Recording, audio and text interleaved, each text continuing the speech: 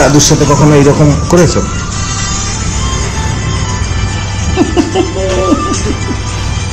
করনি? দাদু এরকম এসে তোমার বসেনি? হ্যালো জি, good morning, another day, another blog. আমাদেরকে চেষ্টা করছি ডেলি ব্লগ নিয়ে আসার জন্য। তো দেখা যাক কতদিন কন্টিনিউ করা যায়। জানি এটা প্রচণ্ড কঠিন, but I will try my best. Let's see. Okay. আর আজকে এখানে পুজো হচ্ছে, আজকে পুরোহিত পুজোর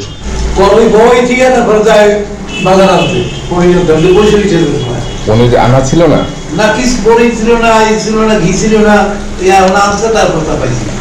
চলে এসেছি ব্রেকফাস্ট টেবিলে। এমনিতে অনেকটা লেট হয়ে গেছে, তো আজকে মামি আমার জন্য ব্রেকফাস্ট যেটা তৈরি করছে সেটা হলো বাটার দিয়ে ব্রেড। কারণ যে রুটি তৈরি করেছে দিদি সেটা ছিল আটার রুটি, আর আমি আটার রুটি একদমই খেতে পারি না।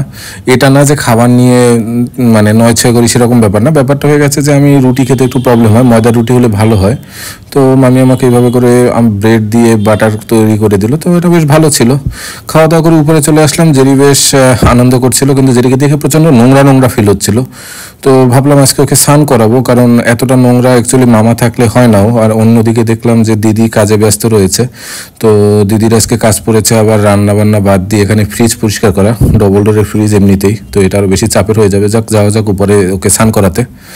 তো চলে আসলাম উপরে ওকে স্নান করাতে। তো কারণ স্নান অনেকদিন ধরেই করছি না, আর নিচে বসে স্নান করাচ্ছিলাম না, কারণ নিচে প্রচণ্ড পরিমাণে ঠান্ডা এখন। তো এই সিজনে উপরে বসে স্নান করালে যেটা হয়, রোদের মধ্যে স্নান করলে ও একটু ভালো মজা পায়। আগে কি হতো, গরমের দিনে ও জল পেলেই লাফিয়ে দৌড় দিত, কিন্তু এখন যেটা হচ্ছে শীতের দিন তো জল দেখলে আরও পালিয়ে যাচ্ছিল। তো ওকে জোর করে স্নান করাতে হয়েছে। ওকে শ্যাম্পু করালাম, কারণ মাসে মিনিমাম 2 থেকে 3 বার ওকে শ্যাম্পু করাতে হবে। বারবার ছুটে যাচ্ছিল, ওকে ধরে নিয়ে আসলাম, আর বেশি ঠান্ডা না লাগিয়ে সাথে সাথে ওকে মুছিয়ে দিলাম।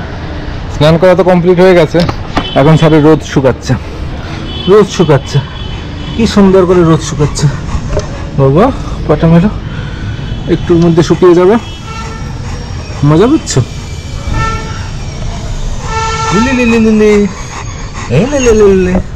দেখো ও রোদ শুকাক, তত সময় আমরা ওয়েট করি, কারণ শীতের সিজন রোদ না শুকিয়ে নিচে নিয়ে গেলে ওর শরীর খারাপ হতে পারে। আমি ছাদে এখন ওর সাথে টাইম কাটাই, কারণ জেরি এখানে রয়েছে, ওকে একা ছেড়ে যাবো না। আর তোমরা দেখে আসো লিপি অ্যাকচুয়ালি ওর অফিসে বসে কি করছে। Let's go.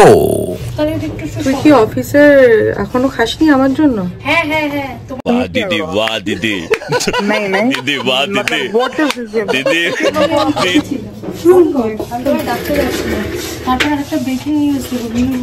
আচ্ছা ঠিক আছে, কি ব্রেকিং নিউজটা বল। এই যে মিনু দিদি লাঞ্চ হয়ে গেছে, বলছে হ্যাঁ। কি খেলে আজকে হোটেলে? বলি না আমি রুটি এনেছিলাম। বাবা রুটির সাথে কি? দাঁড়াও, বাবা বললে না তো একবার, বলছে তোরা রুটি খাস। कौन है ये लोग? कहां से তাহলে এটা কি এনেছি? কোনোদিনও পাবি না ভাই, আবার রুটি, পেঁয়াজ কলি, আলু ভাজা, ফুলকপি, কোনোদিনও পাবি না ওর কাছ থেকে। তোরা কি জানিস যে তোরা কিন্তু ব্লগে আসছিস?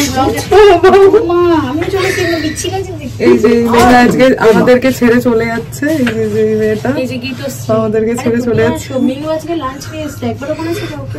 মিনু কলা খাচ্ছিল, কলা রুটি।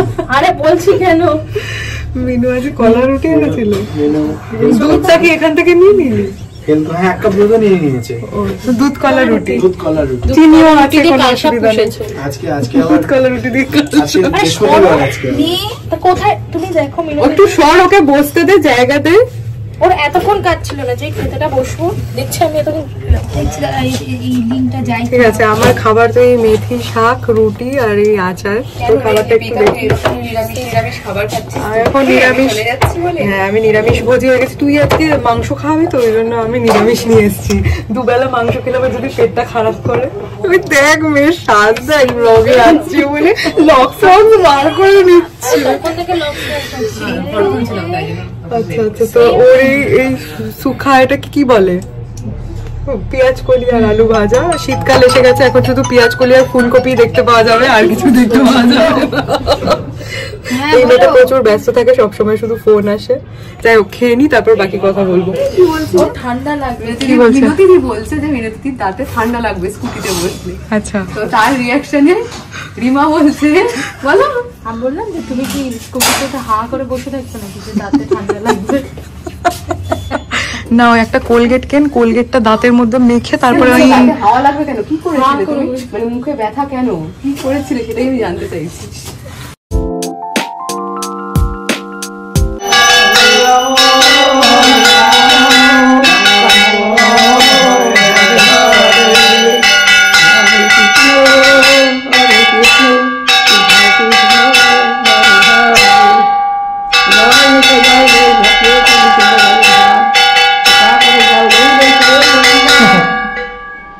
মাসের প্রথম বৃহস্পতিবার যেটা আমাদের বাড়িতে পুজো হয়, যেটা দেখলে তারই প্রসাদ এগুলো। তো সব ভেজ, আজকে আমাদের বাড়িতে ভেজ খাওয়া হবে। তো সব খাবার এখানে রেডি করছে, কারণ পুজো কমপ্লিট হয়ে গেছে, এবার প্রসাদ দেওয়ার পালা। আর আমরা সবাই মিলে ফ্যামিলির এগুলোই খাবো। তো এখানে মিষ্টান্ন রয়েছে, এখানে তরকারি রয়েছে, আরও ফল প্রসাদ রয়েছে, সাদা ভাত রয়েছে। যাই হোক, সবাই মিলে খেতে বসবো, কারণ প্রচণ্ড খিদেও পেয়ে গেছিলো। আর এইগুলো রান্না করেছেন নিমু ঠাকুর। তো নিমু ঠাকুর মানে যিনি পুজো দিচ্ছেন তিনি রান্না করছেন। তো খাওয়া যাক।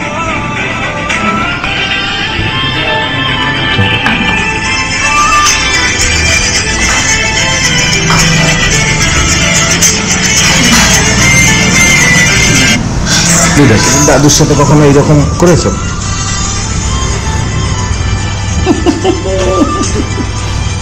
করনি?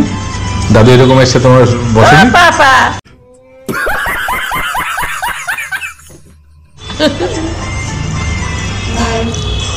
বসেনি?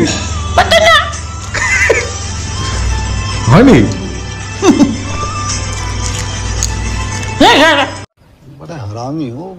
চলো তাহলে এবার খাবার যাক। এটা আমার আজকে দুপুরের লাঞ্চ। তো আজকে ভাতই খাবো।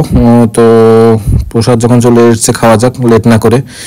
আর আমার দিদি এমনিতেই ক্যামেরা দেখলে একটু পাগল করে, কারণ ক্যামেরার দিকে তাকাতে খুব পছন্দ করে। তো এই কারণে তাকে একটু ক্যামেরা ক্যাপচার করে নিয়ে এলাম। আমার দাদু, কি হয়েছে দাদু? শরীর ঠিক আছে? রোদ পোয়াচ্ছ? রোদ পোয়াচ্ছ? রোদ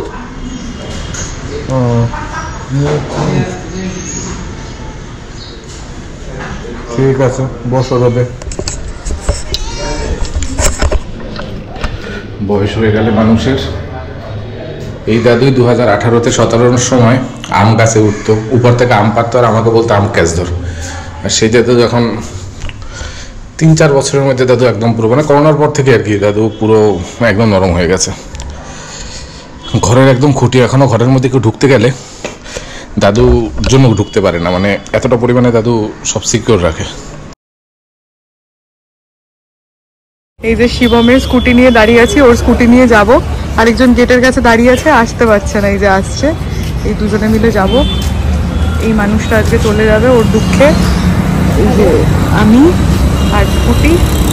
এখন সাবধানে যেতে হবে না, তখনের মতো যদি ফেলে ফেলে দাও, তোমাকেও আমার বিয়েতে যেতে হবে আর আমাকে তো আমার বিয়েতে থাকতেই হবে, নাহলে বিয়েটা কার হবে? আর তোকে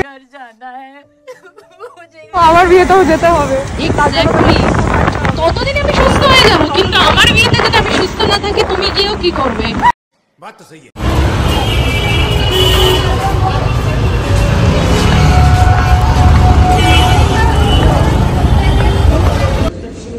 এটা সিলেক্ট করা হয়েছে ওর জন্য। ভরসা তো করি, সন্দেহ লাগে যে আমার ওপর ভরসা করতে পারছিস না। आपने लापरवाही का नतीजा है। রাত হয়ে গেছে অনেক। তো আজকের ব্লগ এখানেই শেষ করছি। ব্লগটি ভালো লেগে থাকলে সবাই লাইক, কমেন্ট, শেয়ার করবে আর বেশি বেশি করে সাবস্ক্রাইব করবে। দেখা হচ্ছে পরবর্তী ভিডিওতে। সবাই ভালো থাকবে, সাবধানে থাকবে, টাটা।